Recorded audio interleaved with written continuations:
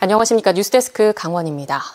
동해선철도 강릉에서 삼척까지 구간은 열차가 제속도를 내기 어려워 시속 60km 정도로밖에 달리지 못하고 있는데요. 고속화를 요구하는 지역의 목소리가 큰데 이재명 대통령의 공약에도 포함돼 예타에 통과할지 기대가 커지고 있습니다. 배현환 기자가 보도합니다. 바다 옆 철로 위로 기차가 달리고 있습니다. 동해선 강릉에서 삼척까지 45km 구간은 평일 왕복 30대, 금요일 왕복 34대, 주말에는 왕복 36대에 달하는 열차가 운행되고 있습니다. 하지만 최고속도 시속 260km인 KTX 이음도, 150km인 ITX 마음도 시속 60km 정도로밖에 달리지 못하고 있습니다. 심각한 노후화와 낮은 시설 수준으로 열차가 제속도를 낼 수 없는 상황입니다. 사정이 이렇다 보니 지역에서는 동해선을 고속화해야 한다는 목소리가 날로 커지고 있는 상황입니다. 지난 2023년 2월부터 기획재정부가 동해선 고속화 사업의 예비 타당성 조사를 진행하고 있는데 주민들은 조속한 예타 통과를 요구하고 있습니다. 삼척서 강릉 간 이 철도가 지금 아주 기형화로 돼 있는데 이 철도도 좀 빠른 시간에 예타 통과를 빨리 결정지어 줬으면 좋겠습니다. 2년 넘게 끌던 예비 타당성 조사가 속도를 낼 가능성이 높아졌습니다. 이재명 대통령의 지역 공약에 해당 구간 고속화 방안 모색이 포함돼 통과 가능성도 높아진 상황입니다. 국토교통부와 국가철도공단, 강원도를 비롯해 해당 구간이 포함된 강릉과 동해 삼척시가 실무협의체를 만들어 예비 타당성 조사 통과를 위해 머리를 맞대고 있습니다. 실무협의체는 저희가 이제 정책성 분석, 이제 지역의 국토 균형 발전을 위한 어떤 정책적 분석 자료에 지금 현재 같이 관련 기관이 같이 공동으로 지금 대응을 하고 있는 상태입니다. 기획재정부의 예비 타당성 조사 결과는 올 하반기 발표될 것으로 알려진 가운데 총 사업비는 1조 3천억 원 정도로 추산되고 있습니다.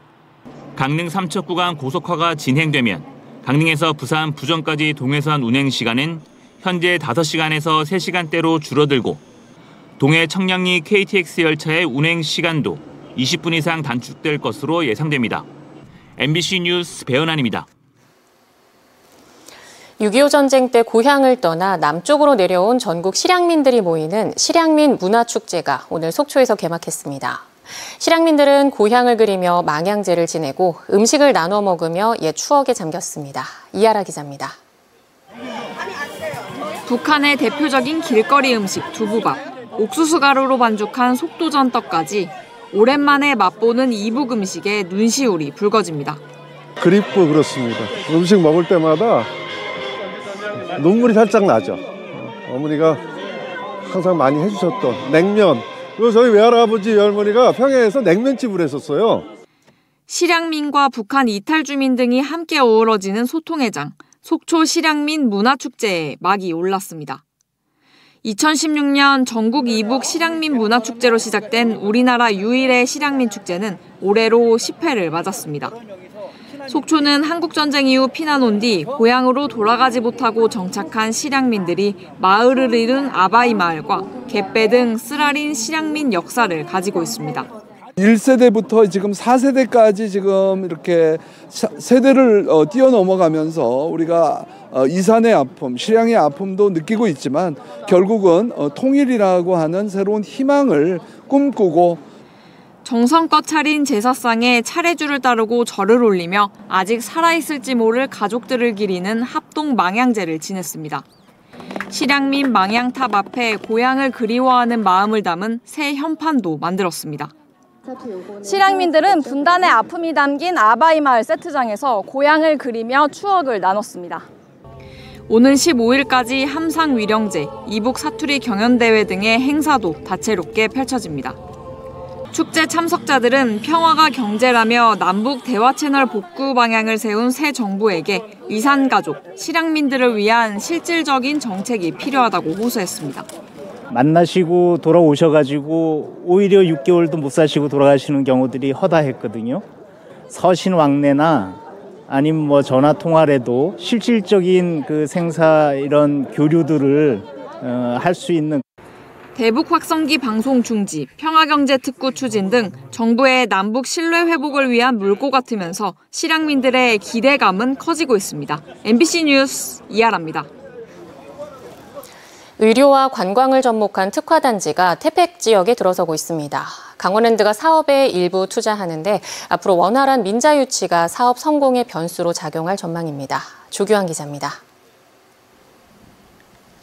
태백 황지와 장성을 잇는 국도에서 샛길로 들어서자 진입로 공사가 한창입니다. 차로 약 1.7km를 달려 들어가 보니 넓은 부지가 눈에 들어옵니다. 태백시는 1년여 전부터 의료와 관광 중심의 미래 산업 기반인 웰리스 항노화 특화단지를 만들고 있습니다. 아고산대 기후의 천연자원을 활용한 항노화 특화단지 조성으로 제조산업 유치를 통한 6차 산업형 항노화 도시 기반을 마련하고자 추진하는 사업입니다. 사업 부지만 43만여 제곱미터에 달하는데 2027년까지 노인 요양시설과 은퇴자 마을, 휴양시설, 항노화 공방과 스마트팜 등을 지을 기반이 만들어집니다. 무려 1243억 원에 달하는 돈이 들어가는데 폐광기금과 지방소멸 대응 기금뿐만 아니라 강원랜드도 투자합니다. 이곳의 핵심 시설은 주민 편의시설을 포함하는 복합 헬스케어 센터와 노인 요양시설인 시니어 헬스케어 센터인데요. 현재 가장 앞서 진행되고 있는 것은 강원랜드에서 추진하는 시니어 헬스케어 센터입니다. 강원랜드는 원래 태백에 온라인 게임 산업을 투자하려다 여의치 않자 태백시와 협의해 노인 요양 사업을 하기로 의견을 모았습니다. 약 80병상 규모의 요양시설과 게스트하우스 3동이 세워질 예정인데 최근 공사업체가 결정됐습니다. 태백 노인 요양 사업은 이달 중에 공사 계약이 마무리되면 다음 달에 착공식 후에 본격적으로 공사에 들어갈 예정이고요. 27년 3월경에 공사가 마무리되면 6월 중에 노인 요양원을 개원할 계획을 가지고 있습니다. 하지만 이렇게 특화단지가 들어서더라도 관련 제조 산업까지 발전시키려면 추가적인 민자 유치가 필요한 게 과제입니다. 오랜 고민 끝에 선택한 미래 산업이 목표한 바와 같이 결실을 맺도록 민자 유치 등의 세심한 준비가 병행돼야 할 것으로 보입니다. MBC 뉴스 조규환입니다. 김진태 도지사가 강원개발공사와 중도개발공사의 통폐합 철회를 공식화했습니다. 강원도의 재정적 부담과 두 기관의 경영 악화 최소화를 위한 거라며 입장을 바꾼 건데요. 이렇게 해서 강원도가 부실 공기업에 쏟아부은 예산을 회수할 수 있을지는 지켜볼 일입니다. 김세정 기자입니다.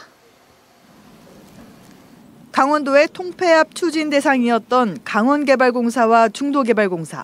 논의가 시작된 지 반년 만에 김진태 도지사가 직접 백지화를 언급했습니다. 통합 방안을 원점에서 재검토했습니다. 이에 따라 GJC를 일단 그대로 유지하면서 문제를 해결하는 방안을 적극적으로 검토하는 중입니다. 당초 강원도는 올해 하반기까지 두 기관의 통폐합 절차를 밟아 연말에 도래하는 중도개발공사의 빚을 강원도 재원이 아닌 정부의 공사채로 조달할 계획이었습니다. 하지만 이 과정에서 필요한 공기업 평가원과의 사전 협의에서 부정적 기류가 흘렀고 행정안전부 공사채 발행 여부도 불투명해졌습니다. 새로 출범한 이재명 정부와 처음부터 다시 호흡을 맞춰야 하는 것도 변수로 작용했습니다. 빚덩이인 두 기관을 통폐합하면 동반 부실 우려가 확산될 거란 반대 여론도 영향을 미쳤습니다. 강원개발공사는 춘천에 추진 중인 강원도 행정복합타운 조성을 위해 7천억이 넘는 공사채를 발행하는데 통폐합을 하면 중도개발공사 사업비를 마련하기 위해 1,500억 원을 추가로 발행해야 해 8천억 원이 넘는 막대한 빚을 지게 되기 때문입니다. 또 강원도가 중도개발공사에게 빌려줬던 2,050억 원도 돌려받지 못하게 됩니다. 의회와 소통이 됐으면 이런 정도까지는 안 나왔을 거라고 생각을 해요. 보육지책으로다가 만들어낸 아니기 때문에 어떻게 하면 최소화, 그 피해를 최소화시킬 수 있는 방안에 대해서 서로 의논하고 그 앞으로의 방향을 모색을 해 나가겠다는 말씀. 올해 연말부터 내년 상반기까지 도래하는 중도개발공사의 831억 원 부채를 강원도는 일단 도재원으로 갚을 예정입니다. 앞으로 중도개발공사의 토지 분양을 통한 원금 회수가 가능할 것이란 판단이지만 가능할지는 지켜봐야 합니다. 강원도가 계획하는 대로 앞으로 출자금 이상의 자금 회수가 가능할지, 추가적인 재정 투입은 없을지 면밀한 검토가 필요해 보입니다. MBC 뉴스 김세정입니다. 강릉 울릉간 여객선 노선 운항 재개 여부가 다음 주 중 결정될 전망입니다. 강릉시는 최근 강릉항 여객선 터미널 안전 문제로 선사 측에 허가 연장 불허를 통보했지만 이후 울릉군이 협조 요청을 해와 여러 행정 절차를 검토하고 있다며 다음 주 수요일 무렵이면 운항 중단이나 재개 여부를 결정할 것으로 예상했습니다. 강릉시는 일각에서 제기된 10월까지 노선 운항 재개 등의 소문은 전혀 사실이 아니라며 아직 아무것도 결정된 것은 없다고 일축했습니다. 삼척에서 개막한 강원도 민체전 둘째 날인 오늘 대부분의 종목별 경기가 펼쳐져 시군 선수단이 본격적인 순위 경쟁에 나섰습니다. 오늘 삼척 종합운동장에서는 육상 트랙과 필드 경기가 시작되고 축구와 배구, 핸드볼 등 9기 종목이 모두 열렸습니다. 또 강원대 삼척 캠퍼스 복합 스포츠센터 체육관에서 펜싱이 열리고 미로 승마장에서 승마, 삼척초등학교에서 우슈 종목 등이 진행됐습니다. 내일은 삼척 시민체육관에서 태권도가, 도계 공설운동장 보조 경기장에서 양궁이, 삼척문화원 공연장에서 보디빌딩 종목 등이 메달 색깔을 가립니다. 강원FC가 조금 전 저녁 7시 30분부터 춘천에서 전북 현대와 리그 18차전을 치르고 있습니다. 현재 6승 3무 8패로 리그 9위를 달리고 있는 강원은 최근 2연승을 달리며 리그 1위로 올라서 상승세를 보이는 전북과 중요한 일전을 치르게 됐습니다. 강원은 지난 3월 전북 원정에서 후반 44분 김경민 선수의 결승골로 1대0으로 승리한 경험이 있어 올 시즌 마지막 춘천 홈 경기인 이번 전북과의 경기도 반드시 이긴다는 각오입니다. 강원은 오는 17일 서울 원정을 거쳐 오는 21일엔 강릉 종합운동장에서 대구를 상대로 첫 강릉 홈 경기를 치를 예정입니다. 대규모 석회암지대를 보유한 삼척시가 국가지질공원 인증을 받기 위한 신청 준비에 시정을 집중하고 있습니다. 삼척시는 대이리 동굴지대와 대째 백두대간, 초당굴과 소환샘굴, 미인폭포, 통리협곡 등 12곳을 국가지질공원 후보 대상지로 판단하고 관련 용역을 거쳐 올해 말 정부에 인증을 신청할 계획인 것으로 알려졌습니다. 또 연구기관과 업무 협약을 맺고 주민 상생 프로그램을 개발하는 등 국가지질공원 인증 신청 준비를 순차적으로 진행하고 있습니다. 동해시가 청소년 수련관 별누리 천문대 안에 모두 4억 원을 투입해 스페이스 타워를 조성합니다.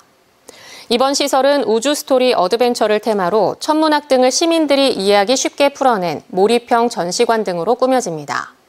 이를 위해 동해시는 지난 5월 시설 조성 착수 보고회를 시작으로 공사를 진행해 오는 9월에 마무리할 계획입니다. 고성군이 젊은 부부들의 주거 안정부터 임신 출산까지 폭넓게 지원합니다. 고성군은 신혼부부의 주거비 부담을 완화하고 안정된 주거 여건을 조성하기 위해 전월세 보증금 대출을 받을 경우 대출이자 상환액을 최대 연 3%, 300만 원을 2년 동안 차등 지원합니다. 강원뉴스 마칩니다. 시청해주신 여러분 고맙습니다.